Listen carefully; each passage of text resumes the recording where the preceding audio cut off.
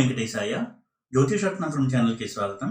ఈ వీడియోలో ఒక జాతకంలో లగ్నం యొక్క ప్రాముఖ్యత ఏంటి, ఇంపార్టెన్స్ ఏంటి, లగ్నంలో ఉన్న గ్రహాల వలన, లగ్నాధిపతి యొక్క బలం వలన జాతకుడికి ఎటువంటి యోగవంతమైన ఫలితాలు ఉంటాయి, అలాగే అదృష్ట ఫలితాలు ఉంటాయి, ఒక జాతకుడికి లగ్న బలం అనేది ఎంత ముఖ్యమైనటువంటి అంశము అనేటువంటి టాపిక్స్ డిస్కస్ చేద్దాము. ప్రధానంగా జ్యోతిషంలో ఫల నిర్దేశం చేయాలి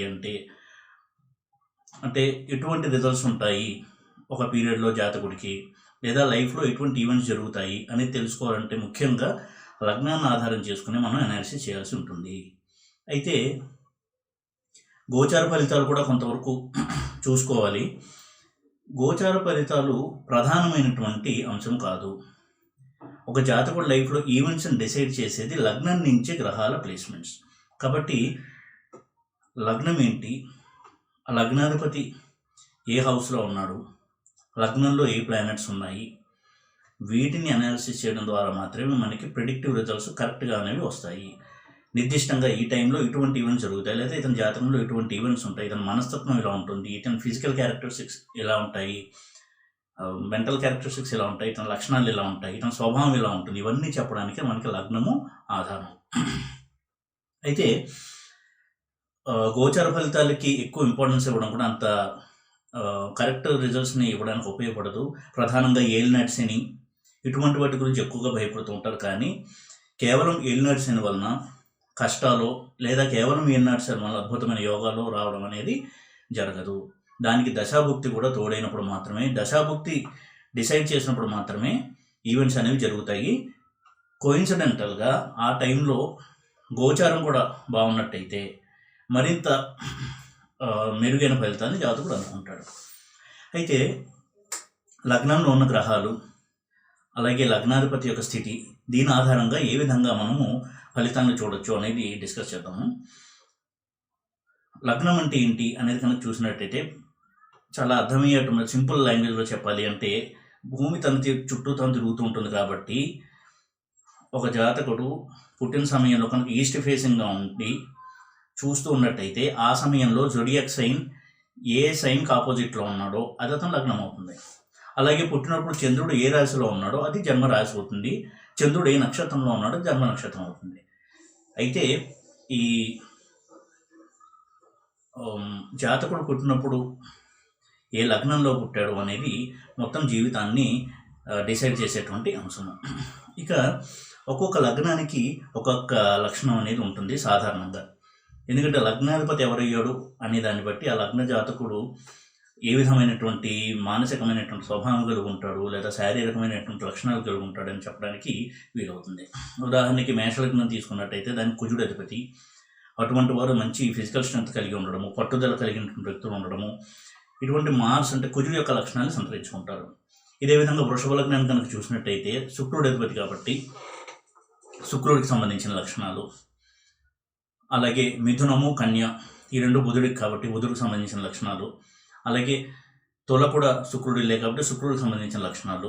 వృశ్చికం కుజుడికి సంబంధించిన లక్షణాలు. ధనస్సు, మీనం ఈ రెండు గురువుకి సంబంధించిన లక్షణాలు. మకరము, కుంభము ఇవి శనికి సంబంధించిన లక్షణాలు. అయితే కర్కాటకము చంద్రుడి యొక్క స్వక్షేత్రము, సింహము రవి యొక్క స్వక్షేత్రం.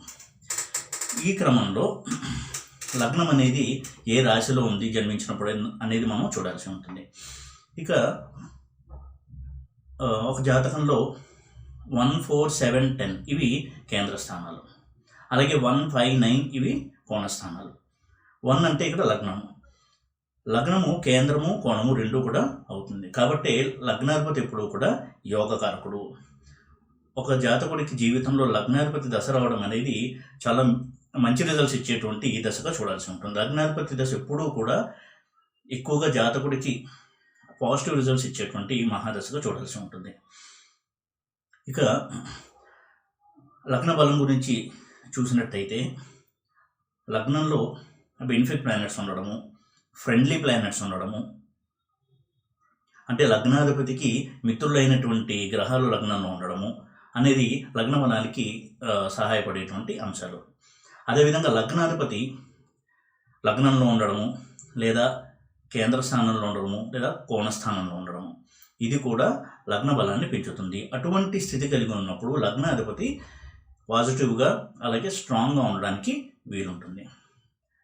ఇక లగ్నాధిపతి కనుక దుస్థానాల్లో ఉన్నట్టయితే 6, 8, 12 హౌసెస్లో అది కొంత ఆ జాతకుడికి మానసిక పరమైనటువంటి అలాగే శారీరకపరమైనటువంటి సమస్యలను తీసుకొచ్చేటువంటి అవకాశాలు కలిగించే ప్లేస్మెంట్. అలాగే లగ్నంలో 6th lord, 8th lord, 12th lord ఉండడం కూడా కొంత మనం దాన్ని కేర్ఫుల్గా అనలైజ్ చేయాల్సినటువంటి అవసరం ఉన్నటువంటి పరిస్థితి. ఇవి ప్రధానంగా ముందు లగ్నము, లగ్నాధిపతి వీటి యొక్క స్థితి నుంచి మనం ప్రైమరీగా ప్రాథమికమైనటువంటి ఒక అంచనాకు రావడానికి వీలయ్యే అంశాలు. ఇక లగ్నాధిపతి కనుక ఉచ్చలో ఉన్నట్టయితే అది చాలా చాలా మంచి రిజల్ట్ ఇచ్చేటువంటి ప్లేస్మెంట్గా చూడాల్సి ఉంటుంది. అందులోనూ లగ్నాధిపతి కేంద్రంలో కానీ కోణంలో కానీ ఉచ్చలో ఉండడము లేదా లగ్నాధిపతి లగ్నంలో ఉండడము, ఇవన్నీ కూడా లగ్న బలాన్ని పెంచేటువంటి అంశాలు. బుధుడు విషయానికి వచ్చినట్టయితే బుధుడు కన్యలో ఉన్నట్టయితే అది కన్యా లగ్నం అయ్యి లగ్నంలో బుధుడు ఉన్నట్టయితే లగ్నంలోనూ బుధుడు ఉచ్చలో ఉన్నటువంటి పరిస్థితి ఉంది కాబట్టి అది కూడా చాలా మంచి ప్లేస్మెంట్గా చూడాల్సి ఉంటుంది. అటువంటి జాతకుడికి బుధ మహాదశ నడిచేటప్పుడు ఎక్కువగా బుధుడు ఇచ్చేటువంటి పాజిటివ్ రిజల్ట్స్ని జాతకుడు అందుకుంటాడు. ఈ విధంగా లగ్నాధిపతి ఉచ్చలో ఉండడము, అందులోనూ 6, 8, 12 హౌసెస్లో లగ్నాధిపతి ఉచ్చలో ఉండడము అనేది లేదా 6, 8, 12 హౌసెస్లో లగ్నాధిపతి ఉండడము అనేది అంత మేలుని కలిగించేటువంటి అంశం కాదు. ఈ విధంగా లగ్నాధిపతి దుస్థానాల్లో ఉండకుండా ఉండడం అనేది కూడా పాజిటివ్ ఆస్పెక్ట్ని పెంచేటువంటి ఒక ప్లేస్మెంట్. ఇక యోగాల విషయానికి వచ్చినట్టయితే లగ్నంలో కనుక బలమైన యోగాలు పెట్టినట్టయితే కొన్ని క్లాసిక్ యోగాస్ ఉంటాయి. గజకేసరి యోగము, చంద్రమంగళ యోగము, గురుమంగళ యోగము, అలాగే పంచమహాపురుష యోగాలు లగ్నంలో కనుక ఏర్పడినట్టయితే అది చాలా చాలా మంచి ఫలితాన్ని ఇచ్చేటువంటి ప్లేస్మెంట్గా చూడాల్సి ఉంటుంది. ఉదాహరణకి కర్కాటక లగ్నం, ఈ లగ్నంలో గురుచంద్రుడు ఉంటే అది లగ్నాధిపతి గజకేసర యోగంలో పాల్గొంటూ లగ్నంలో ఉన్నాడు కాబట్టి అది చాలా చాలా మంచి యోగం, మంచి స్థితిగా చెప్పబడుతుంది. అటువంటి జాతకుడికి చంద్రమహాదశ కానీ గురు మహాదశ కానీ రన్ అవుతూ ఉన్నట్టయితే చాలా మంచి రిజల్ట్స్ని జాతకుడు అందుకుంటాడు. ఇక లగ్నంలోనే ఒక్కొక్కసారి గ్రహాలు ఉచ్చలో ఉంటాయి.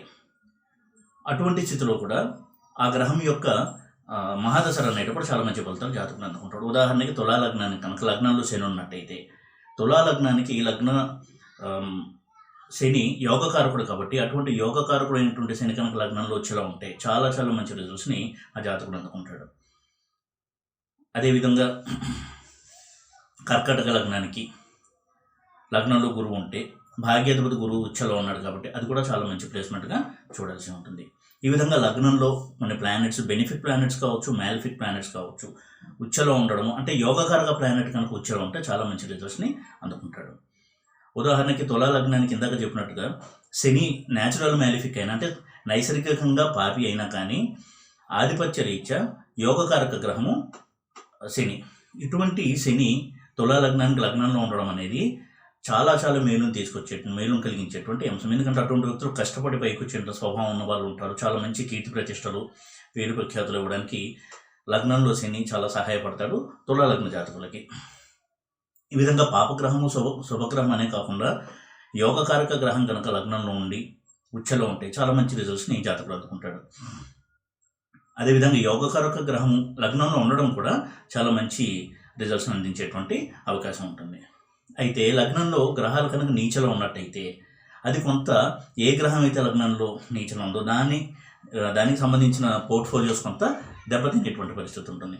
ఉదాహరణకి వృశ్చిక లగ్నానికి భాగ్యాధిపతి అయినటువంటి చంద్రుడు 9th లార్డ్ అవుతాడు. వృశ్చిక లగ్నానికి చంద్రుడు, అటువంటి చంద్రుడు కనుక లగ్నంలో ఉన్నట్టయితే వారు ఎక్కువగా మూడీ పర్సన్స్గా ఉండడము, చాలా సెన్సిటివ్గా ఉండడము, ఏదన్నా ఒక సమస్య వస్తే వెంటనే చెల్లించిపోవడము, మానసిక బలం కొంచెం తక్కువగా ఉండడము, ఎప్పుడూ కూడా తనకు మారల్ సపోర్ట్ అందించేటువంటి వ్యక్తులు చుట్టూనే ఉండడము, తన చుట్టూ అటువంటి వ్యక్తులు ఉండాలి, వారి మధ్యలో తను ఉండాలి అని కోరుకోవడము, ఈ విధంగా చాలా సెన్సిటివ్గా ఉండి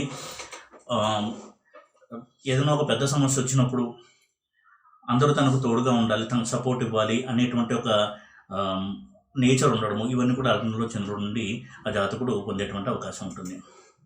ఈ విధంగా లగ్నంలో గ్రహాలు నీచలో ఉండడం కూడా లగ్న బలాన్ని పెంచేటువంటి అంశం. అలాగే ఏదైనా ఒక యోగం కనుక ఏర్పడినట్టయితే, ఉదాహరణకి గజకేశ యోగం కావచ్చు, లేదా వేరే క్లాసిక్ యోగ ఏదన్నా కావచ్చు, ధర్మకర్మాధిపతి యోగం కావచ్చు, ఇటువంటి యోగాలు కనుక ఏర్పడినట్టయితే ఆ యోగంలో లగ్నాధిపతి కూడా పార్టిసిపేట్ చేసినట్టయితే, ఆ 2 గ్రహాలతో పాటుగా లగ్నాధిపతి కూడా ఉన్నట్టయితే ఆ యోగాన్ని మరింత ఇంప్రూవ్ చేస్తాడు లగ్నాధిపతి. కాబట్టి పరిపూర్ణమైనటువంటి ఇంకా ఎక్కువగా బెనిఫిట్ రిజల్ట్స్ జాతకుడు ఎందుకుంటాడు, ఎందుకంటే లగ్నాధిపతి ఆ యోగంలో ఉన్నాడు కాబట్టి. ఇప్పుడు కూడా లగ్నాధిపతి స్థితి ఒక యోగాన్ని ఇంప్రూవ్ చేస్తుంది, దాన్ని ఇంకా మెరుగుపరుస్తుంది. ఇది లగ్నాధిపతి యొక్క ప్రత్యేకత. కూడా లగ్నాధిపతి ఎక్కడ ఉన్నాడు అనేది కూడా చాలా ఇంపార్టెంట్ ఆస్పెక్ట్ ఒక హారోస్కోప్ని అనలైజ్ చేసేటప్పుడు. అదేవిధంగా లగ్నాధిపతి దుస్థానాధిపతులతో కలిసి ఉండడము అనేది కొంతవరకు ఆరోగ్య సమస్యలు కావచ్చు, ఫినాన్షియల్ ట్రబుల్స్ కావచ్చు, ఫ్యామిలీ మ్యాటర్స్లో ట్రబుల్స్ కావచ్చు, ఇవన్నీ కూడా ఇచ్చేటువంటి అవకాశాలు ఉంటాయి. కాబట్టి లగ్నాధిపతి దుస్థానాధిపతులతో కలవకుండా ఉండడము, అలాగే లగ్నాధిపతి దుస్థానాల్లో లేకుండా ఉండడము, ఈ 2 కూడా చాలా చాలా ఇంపార్టెంట్ పాయింట్స్.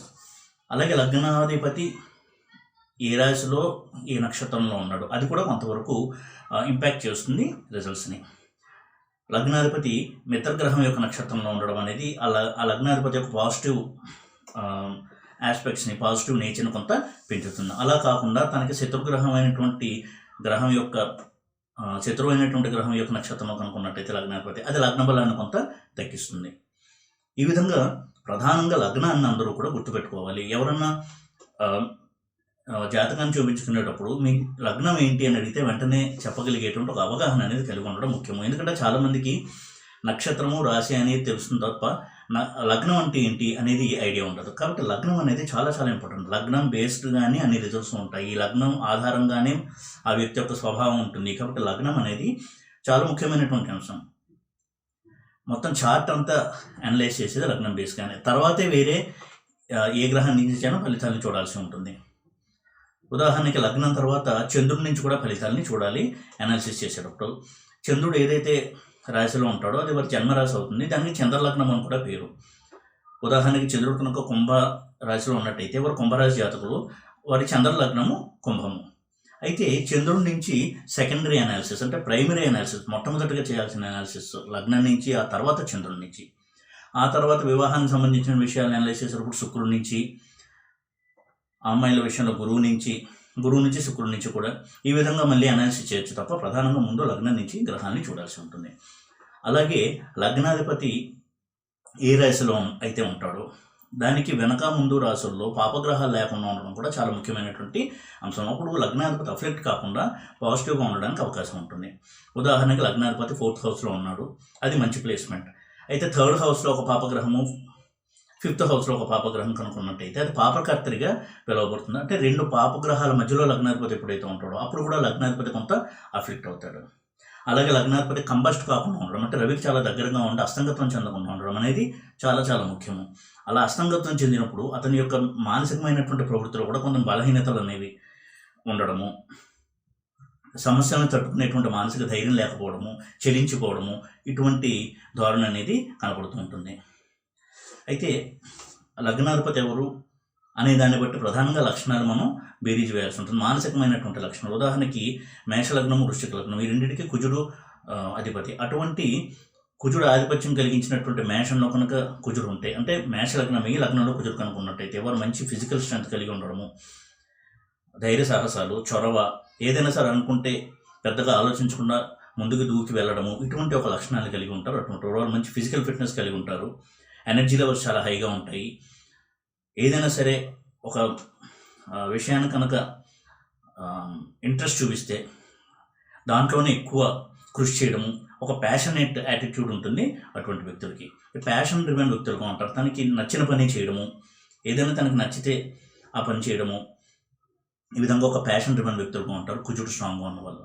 అదేవిధంగా వృషభ లగ్నానికి శుక్రుడు కనుక లగ్నంలో ఉన్నట్టయితే వారు ఎక్కువగా మంచి మృదు స్వభావిగా ఉండడము, లగ్జరీస్ని ఇష్టపడము, కళాత్మకమైనటువంటి ఒక ధోరణి ఉండడము, కష్టించి చేసే స్వభావం ఉండడము, ఇటువంటి లక్షణాలన్నీ కూడా ఉంటాయి.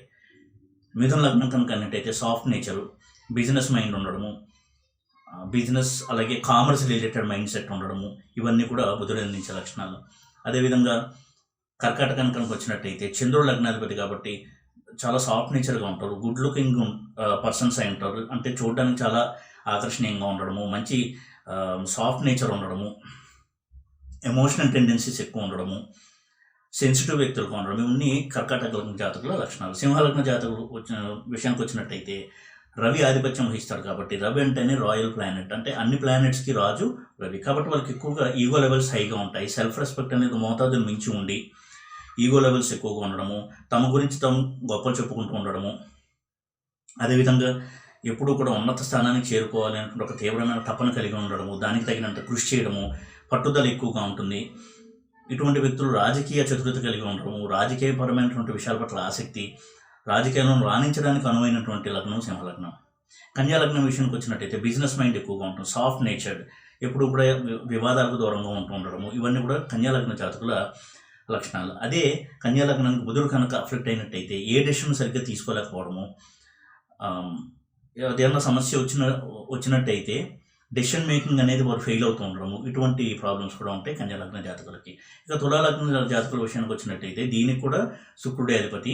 ఎటొచ్చి వీరు ఎక్కువ ఆర్టిస్టిక్ మెంటాలిటీ కలిగి ఉంటారు, చాలా సాఫ్ట్ నేచర్ కలిగి ఉండేటువంటి వ్యక్తులుగా ఉంటారు, స్నేహశీలుగా ఉండడము, ఎక్కువగా ఫ్రెండ్ సర్కిల్ని ఇష్టపడుతూ ఉండడము, ఇటువంటి నేచర్ ఉంటుంది. ఇక వృశ్చిక లగ్న జాతకులకు వచ్చినట్టయితే వీరికి కూడా కుజుడే అధిపతి, కానీ వీరు ఎక్కువగా సాఫ్ట్ నేచరు, మదర్ ల్యాండ్ని, పేరెంట్స్ని, అంటే తన పుట్టిన ఊరు, తన దేశం, తన తల్లిదండ్రుల మీద ఎక్కువ ప్రేమించే వ్యక్తులుగా ఉండడము, సాధారణంగా దూరంగా పుట్టిన ఊరికి దూరంగా, తల్లిదండ్రులకు దూరంగా వెళ్ళి ఉద్యోగాలు చేయడాన్ని ఇష్టపడకపోవడము, ఫారిన్ కంట్రీస్లో సెటిల్ అవ్వడానికి ఆసక్తి చూపకపోవడము, ఇవన్నీ కూడా వీరి యొక్క నేచర్గా ఉంటాయి. చాలా ప్యాషనెట్ వ్యక్తులు, అందరినీ ప్రేమించే గుణం ఉంటుంది, కానీ స్నేహం చేసే విషయంలో చాలా సెలెక్టివ్గా ఉంటారు.